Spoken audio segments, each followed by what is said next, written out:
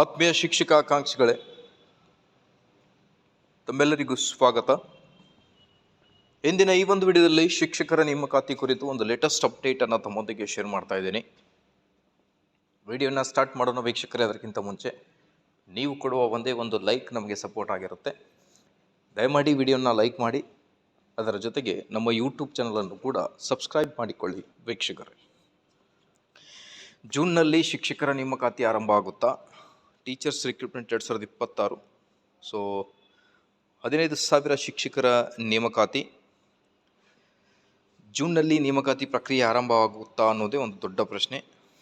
Notification ಯಾವಾಗ ಆಗಬಹುದು? So ಒಂದು ಗುಡ್ ನ್ಯೂಸ್ ಬರ್ತಾ ಇದೆ ಶಿಕ್ಷಕ ಆಕಾಂಕ್ಷಿಗಳಿಗೆ. ವಿಡಿಯೋನ ಕೊನೆವರೆಗೂ ವಾಚ್ ಮಾಡಿ, ದಯವಿಟ್ಟು ಲೈಕ್ ಮಾಡಿ ಮತ್ತು ನಮ್ಮ ಯೂಟ್ಯೂಬ್ ಚಾನಲನ್ನು ಸಬ್ಸ್ಕ್ರೈಬ್ ಮಾಡಿಕೊಳ್ಳಿ ವೀಕ್ಷಕರೇ.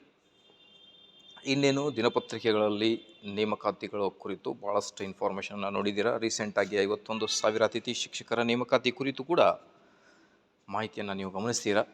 ಬಟ್ ಈಗ ಪರ್ಮನೆಂಟ್ ಟೀಚರ್ಸ್ ರಿಕ್ರೂಟ್ಮೆಂಟ್ ಯಾವಾಗ ಆಗೋದು ಅನ್ನೋದೇ ಒಂದು ದೊಡ್ಡ ಪ್ರಶ್ನೆ.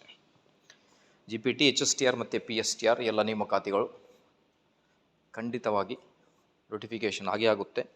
PST ಹುದ್ದೆಗಳು ಕೂಡ ಕಾಲ್ ಮಾಡ್ತಾರೆ. ಬಟ್ ಯಾವಾಗ ನೋಟಿಫಿಕೇಷನ್ ಅನ್ನೋದೇ ಒಂದು ದೊಡ್ಡ ಪ್ರಶ್ನೆ ಆಗಿರುತ್ತೆ ವೀಕ್ಷಕರೇ. ಹಾಗಾಗಿ ನೀವು ನಿಮ್ಮ ಒಂದು ಒಪಿನಿಯನ್ ಏನಿದೆ ಅನ್ನೋದ್ರ ಬಗ್ಗೆ ಕಮೆಂಟ್ ಮಾಡಿ. ನೋಟಿಫಿಕೇಷನ್ ಜೂನ್ನಲ್ಲಿ ಆಗುತ್ತಾ ಅಥವಾ ಆಗಲ್ಲ ಅನ್ನೋದ್ರ ಬಗ್ಗೆ.